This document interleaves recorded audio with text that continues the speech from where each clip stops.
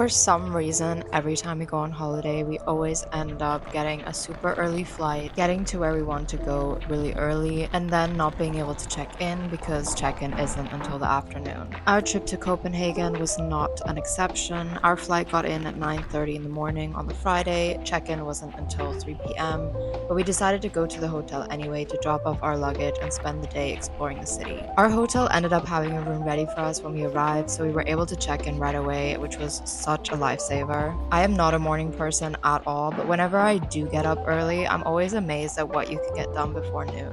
We were literally in another city taking the metro when usually at this time I would be just getting up and having my morning coffee.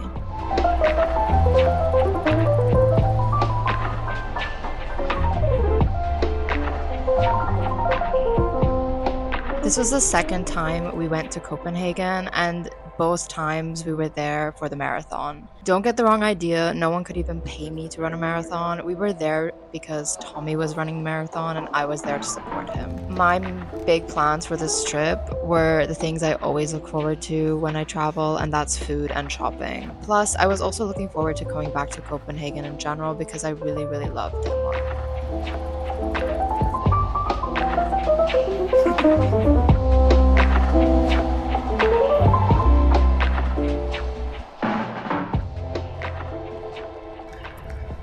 So, wo gehen wir jetzt hin?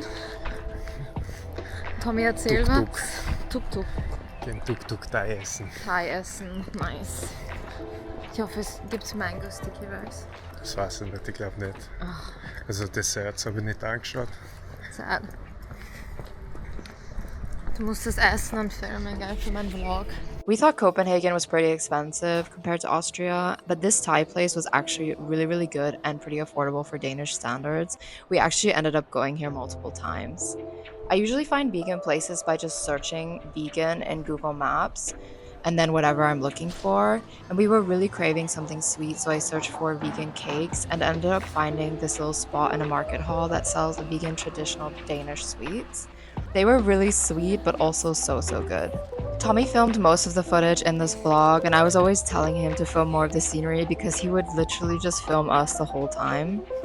We arrived on Friday and the marathon wasn't until Sunday, so we spent most of the Saturday before the marathon just wandering the city and doing some shopping. We stumbled upon this cute little sanctuary in the middle of the city. They had goats, they had chickens, they had hamsters. It was so cute. Last time we were here, we had the best pizza I've ever had, and I insisted that we come back here, and it didn't disappoint. Marathon day started out kind of stressful because there were literally tens of thousands of people going to the same spot, so the metro was completely packed. It took about 20 minutes to even get into a metro, and once we did, we were like sardines in a can. Bist du motiviert? Auf jeden Fall. It was cold AF that morning, which was one of the many reasons I was so happy that I was not the one running the marathon.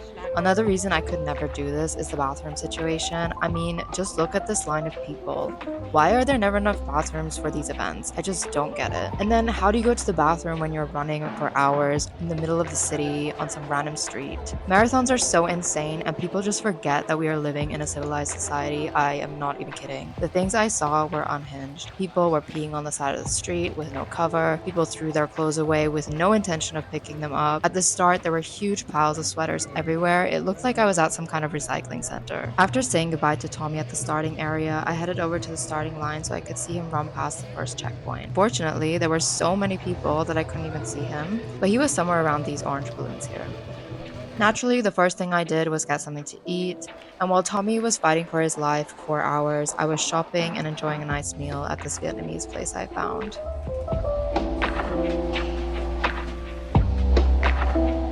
Tommy's primary goal was obviously to finish, but he really wanted to finish under 4 hours. The first thing he did when he crossed the finish line was call me and ask me if he had made it, and I had been tracking his time, so I knew he did, and I was so proud of him.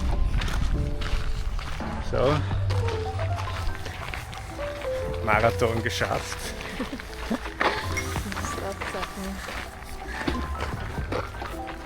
3 Stunden 59 und 28 Sekunden.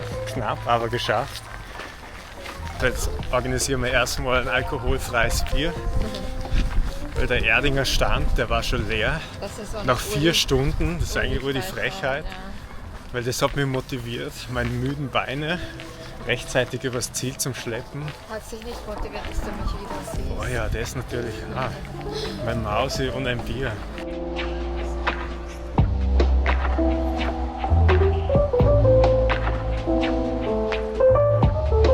After spending some time resting in the hotel, we went out for dinner at one of our favorite spots, and Tommy finally got his beer.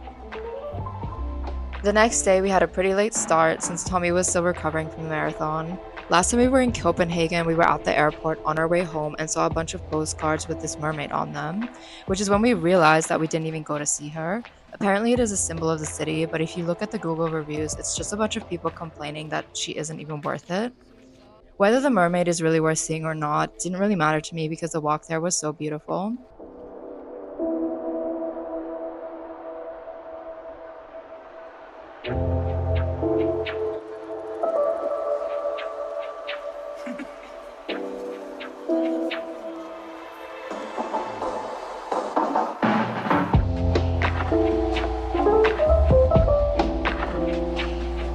Yeah, sure, the mermaid is just a bunch of tourists taking the same picture, and there's even a boat that takes people there, which is so funny to me because I don't think you can even get a good picture from that angle. I still enjoyed going to see her, and if you're able to, I would recommend walking there instead of doing a tour because the walk is probably the most enjoyable part, I can't lie.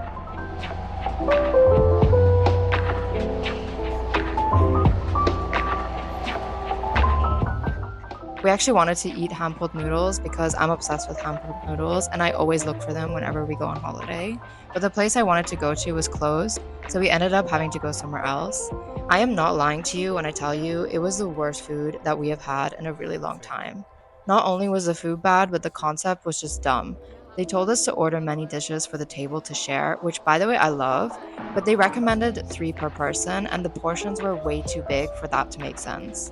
Not only was the food bad and the concept dumb, but it ended up costing us 100 euros, which is expensive even for Danish standards.